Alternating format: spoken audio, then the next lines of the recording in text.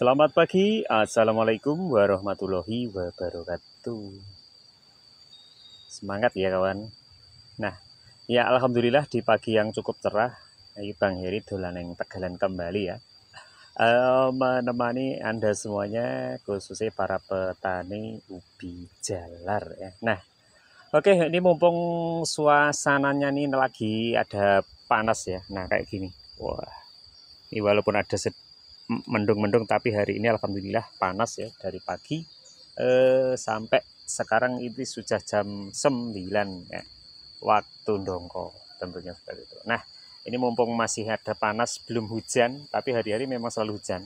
Ini saya agendakan datang ke kebun kembali ya. Nah, hari ini saya mau mereview tanaman saya yang hari ini kayak gini ya. Penampakannya alhamdulillah bagus banget walaupun di musim siang malam hujan ya, dimanapun pasti sama ya, keadaannya sama-sama hujan, selalu deras. Nah, intensitas tinggi banyak sekali terjadi di sini ya. Tapi alhamdulillah walaupun dengan guyuran hujan yang over, tanaman saya yang saya kembangkan di sini bagus ya. Nah, seperti ini. Ini adalah varietas red sweet ya yang saya kembangkan, yang spesial sekali walaupun hari-hari hujan lebat. Ini aman, tidak menjalar ya. Nah, seperti ini. Ini adalah red sweet. Yang sebelahnya ini adalah gemoy 1 ya. Kalau red sweet identik dengan batang daun yang super lebat dari awal ya. Karena setelah menjalar sekitar 20 cm tumbuh tunas terus dari bagian bawah. Tapi kalau yang jenis gemoy 1 itu jarang sekali tambahnya tunas ya, jadi lebih tetap kayak masih tanaman usia di bawah 1 bulan ya kalau jenis-jenis yang lain. Tapi memang sama ya, kualitasnya bagus, umbinya pun sama-sama kualitas ya. Kalau buat kawan-kawan pengen melihat, bisa di channel ini juga bisa di Japri ya, pengen hasilnya kayak apa yang jenis ini semuanya. Nah, kalau yang red sweet identik dengan rimbun ya. Nanti yuk kita lihat bareng-bareng ciri khas dari red sweet dibanding ubi jalar saya yang lain. Nah, simpel banget ya untuk penampakannya. Red sweet itu ya kayak gini, identik dengan banyak cepat tumbuh tunas, tapi diimbangi dengan umbinya juga yang cepat besar ya, seperti itu. Nah contohnya kayak gini. Nah, ini usianya ya masih muda belia ya, sekitar 1,5 bulan atau sekitar 45 sampai 47 hari ya. Nah, contohnya kayak gini. Nah, tak sepil dari bawah ya. Nah, keunggulannya kayak gini. Ini adalah red sweet yang mempunyai batang daun itu mirip ubi gading dong, tapi untuk ranting atau ruasnya itu lebih rapat sekali ya, seperti ini. Nah, ada kemiripan dengan gading dong. Ini berwarna merah, bagian dalam oranye, yang satu kombinasi bintik-bintik ungu. Nah, ini nanti sing membedakan red sweet 1 sama 2 itu nanti tak jelaskan di belakangnya. Contohnya gini ya, aman sekali ya, tanpa adanya akar ya. Seperti jarang sekali terdapat akar dengan intensitas yang hujannya cukup lebat. Nah, seperti ini ya. Ini red sweet, unggul banget. Umbinya besar. Jenis ini tidak mempunyai umbi yang banyak ya. Biasanya cuman sekitar 6 sampai 8, kadang ada yang 10. Tapi rata-rata berumbi sekitar 6 dalam satu batang. Tapi besar-besar ya, bisa mencapai bobot 3 kilo dalam usia panen di sini 3 bulan ya. Lumayan ya. Kualitasnya sama ya, seperti ini. Ini sangat unggul sekali untuk red sweet ya. Jarang sekali terdapat akar. Walaupun ada akar itu ya, ini menyentuh tanah tapi tidak mau manjang, tetap seperti ini. Karena identik dengan banyaknya tunas yang selalu muncul kayak pohon beringin. Nah, seperti ini. Ini bukan saya reka saya, tapi ya asli ya, tidak kita pruning sama sekali. Untuk jenis-jenis yang seperti ini adalah salah satu favorit kita kembangkan pada saat musim penghujan ya. Tidak menjalar, selalu tumbuh tunas dari bagian bawah. Nah, itu keunggulannya seperti itu. Kalau dibandingkan jenis yang menjalar jauh, usia 1 bulan itu sudah gandeng ya antar bedengan. Tapi kalau red sweet ini tetap aman, sampai usia panen pun masih ada sela antara bedengan. Nah ini untuk red sweet 2, nah perbedaannya kayak gini. Kalau yang satu kan hijau ya, pupusnya hijau kekuningan, tapi kalau yang 2 mempunyai pupus berwarna ungu. Ini sama, kualitasnya sama bagus karena memang ini satu spesies tapi 2 gen yang berbeda, yaitu satu mengikuti indukan, satu pejantannya. Jadi menghasilkan 2 varietas, yaitu red sweet 1 sama red sweet 2. Seperti itu yang kita mantap banget ya. Nah, tidak ada yang namanya akar. Jarang sekali terdapat akar walaupun kita tanam pada musim penghujan. Nah, seperti ini. Nah, ini dari pucuk tak sepil. Nah itu jarang sekali ya terdapat akar. Ini masih normal walaupun sudah menempel pada tanah, dia lebih suka berhenti akarnya, jadi jarang sekali kalau memang tidak tertimbun material tanah atau lumpur di sekitar batang yang menjalar, ini tidak akan yang namanya tumbuh akar ya, walaupun ini di musim penghujan seperti ini. Tapi untuk jenis-jenis yang lain yang memang jenis menjalar itu pasti ada akar, apalagi dengan intensitas curah hujan yang cukup tinggi. Nah seperti ini. Ini adalah salah satu keunggulan dari red sweet 1 dan 2 ya, sama kualitasnya. Cuman yang mempunyai pupus ungu ini bagian dalam berwarna oranye tua. Tapi kalau yang pupusnya hijau ini oranye, ada kombinasi bintik-bintik ungu di bagian tengah. Ya, kualitas bagus pokoknya. Mantap ya. Nah, ini saya bandingkan dengan Gemoy 1 ya, sama-sama usianya. Nah, kayak gini. Masih sangat minim sekali batangnya.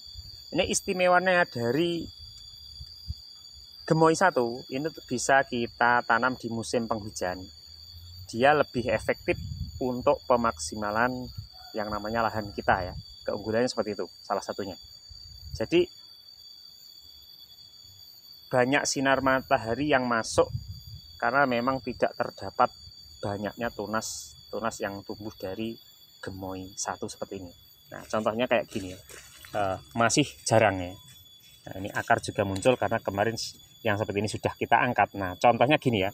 Pengangkatan harus kita lakukan bila muncul akar. Tapi kalau sudah keluar seperti ini, dia akan terhambat dan berhenti, tidak akan menjalar. Dan aman akan konsentrasi pada pertumbuhan isi atau umbi dari ubi jalar itu ya. Nah, seperti itu. Nah, aman ya. Pasti lakukan pengangkatan kalau musim penghujan ya. Hampir semua ubi jalar. Tapi istimewa untuk yang tadi tidak usah diangkat, sudah aman, tidak ada akar ya. Kalau keunggulannya dari Gemoy 1 di musim penghujan itu dengan batang yang cukup minim, akhirnya sinar matahari bisa banyak mengenai tanah dan lahan kita akan tetap hangat dan umbinya akan cepat besar ya. Ini walaupun batang daunnya cuma segini, tapi kalau umbinya dibandingkan red sweet 1 dan 2 ini sama-sama berkualitas besar ya. Kalau yang ini dengan tingkat rimbun juga diimbangi dengan isi atau umbinya itu cepat besar. Nah, ini untuk red sweet ya. Untuk Gemoy 1 walaupun dengan kondisi batang yang cukup minim, dia lebih cepat mengembangkan isi atau umbi. Jadi kita lebih fokus dengan umbinya saat kita tanam, apalagi di musim kemarau. Wah, kalau jenis ini mungkin kayak belum genap usia 1 bulan perbandingan dengan musim penghujan sudah besar ya. Nah, untuk musim kemarau full air, Gemoy 1 ini di usia 2,5 bulan sudah kita panen, sama seperti red sweet ya. Red sweet usianya sama 3 bulan, tapi kalau musim penghujan ini biasa kita tambah usia panennya menjadi 3,5 bulan ya. Itu hampir menyeluruh kita lakukan untuk semua varietas ya, karena memang curah hujan tinggi itu pasti akan berpengaruh secara signifikan tentang pertumbuhan dari tanaman kita ya, khususnya untuk pertumbuhan umbinya. Tapi kalau batang daun biasanya akan lebih subur ya. Jadi akan menambah masa-masa panen saat kita bercocok tanam atau menanam ubi jalar jenis apapun ya. Itu sudah pasti. Tapi kalau kawan-kawan nggak punya lahan, lebih efektif bisa memakai di rumah barang-barang bekas ya, karung-karung bekas itu bisa lebih efektif, umbinya lebih cepat, sama-sama di musim penghujan ya. Anda bisa nanam pada polybag ya. Polybag atau karung bekas dengan media tanam ya pasir sama tanah dicampur. Nah, seperti itu bagus sekali. Nah, ini untuk yang di belakang juga boleh nanam. Nah, itu tadi ya spesifikasinya untuk ubi red sweet 1 sama 2 yang mempunyai keunggulan tidak ada yang menjalar. Nah, ini jarang Pak. Ini kita sepil banyak secara acak ya. Tidak terdapat akar yang ada di batang ya. Dan nah, ini jarang sekali ya kita menemukan varietas ubi itu yang kayak gini. Cepat tumbuh tunas dari pangkal. Terus seperti itu ya. Jadi akan menjadi seperti kayak pohon beringin ya. Punya batang banyak dari bawah dan tidak terlalu panjang. Istimewanya itu ya, kita aman menanam pada masa-masa penghujan sekalipun seperti sekarang ya. Curah hujannya lagi tinggi, tetap bisa menghasilkan ubi jalar yang kualitas bagus. Nah, oke, itu tadi adalah red sweet 1 sama red sweet 2. Nah, ini saya akan kembali lanjut ke bedengan atas yang berisi ada red kasdu ya, red kasdu 1 sama red kasdu 2. Nah, kayak gini ya.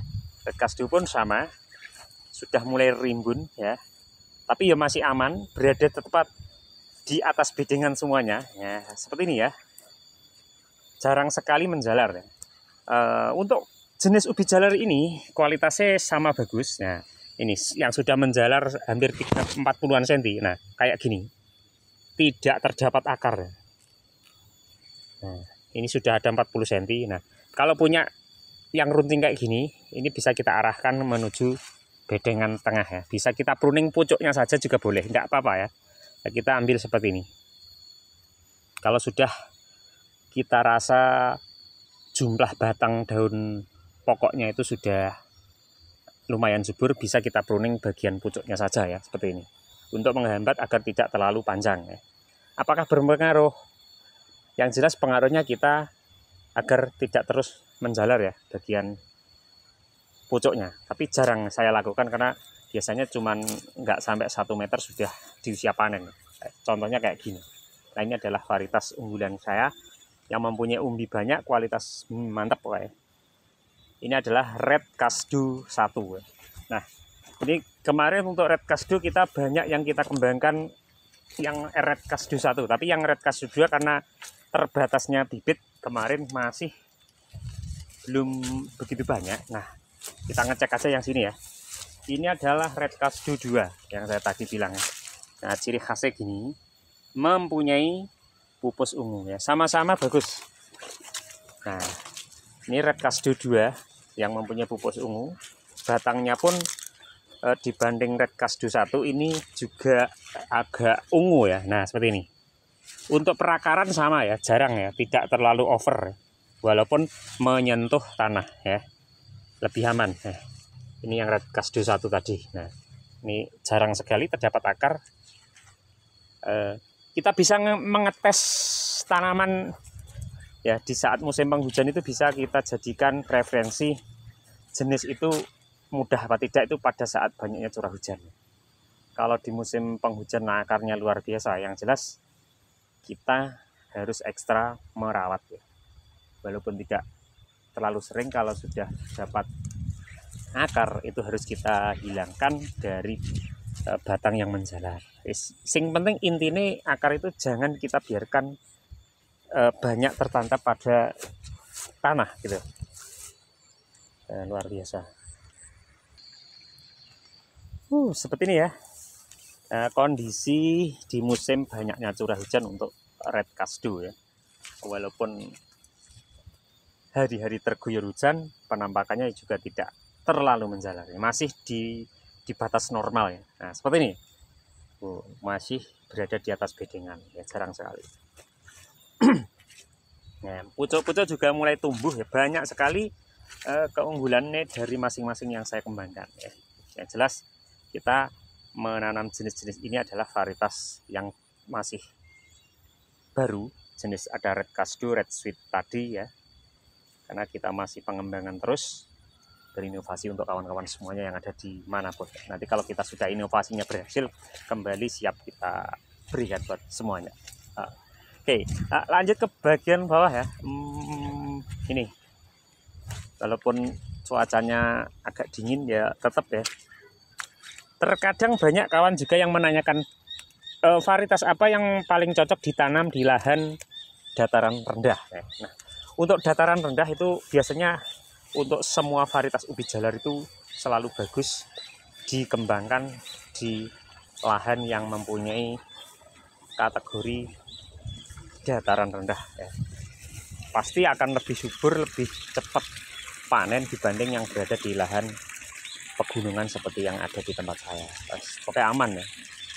Spesifikasi untuk musim penghujan ya, salah satu ubi jalar yang harus kita kembangkan tentunya harus yang mempunyai tingkat menjalar itu sependek mungkin ya. Salah satunya adalah Gading Dong, juga ada Pelangi, ada Red Kasdu 1-2, Red Sweet. Itu adalah varietas yang paling mudah kita tanam dan kita rawat dikala banyaknya curah hujan seperti sekarang. Nah, kenapa Bang Irio yang banyak ditanam jenis itu? Nah, itu tadi ya. Kesimpulannya, varietas-varietas yang saya tanam ini adalah yang mudah dirawat dengan hasil maksimal di saat musim penghujan ya. Tapi kalau untuk ubi madu itu pasti ya tetap kita tanam. Ini berada di bagian bawah sana. Tapi perawatan lebih ekstra karena menjalarnya juga memang benar-benar luar biasa ya. Jadi kita harus mencari solusi ya. Musim panas yang kita tanam jenis apa, musim penghujan yang kita tanam jenis apa, itu saja ya. Kuncinya untuk perawatan yang mudah itu pemilihan bibit ubi jalar untuk masa-masa curah hujan tinggi atau musim kemarau. Nah, itulah yang harus kita perhatikan untuk meminimalkan perawatan ubi jalar yang kita tanam. Nah, begitu. Oke kawan, tetap ya jangan lupa subscribe, dukung terus channel Bang Heri, jangan ketinggalan infonya. Ya sembuh infonya apa barang. Tak ucapnya terima kasih ya sudah menonton, selalu nyimak.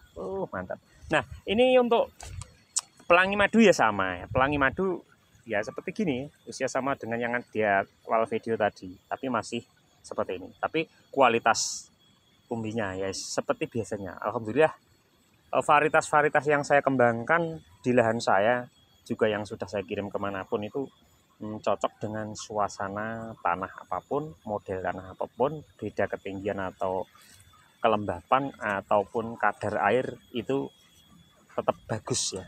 Asalkan itu tadi, kita harus pintar memilih varietas sesuai dengan kondisi lahan kita. Kuncinya hanya itu ya, pemilihan bibit di saat cuaca seperti apa harus jadi pertimbangan untuk pengembangan ubi jalar kita. Oke, tetap semangat para petani. Sudah mulai gerimis ya di sini. Ini sudah mulai turun hujan lagi kawan. Nah, ini sudah gelap ya. Oke, makasih untuk teman-teman, tetap berkarya untuk jalurnya masing-masing. Moga aja kita semua diberikan kesuksesan. Amin ya rabbal alamin. Salam tani Indonesia. Assalamualaikum warahmatullahi wabarakatuh.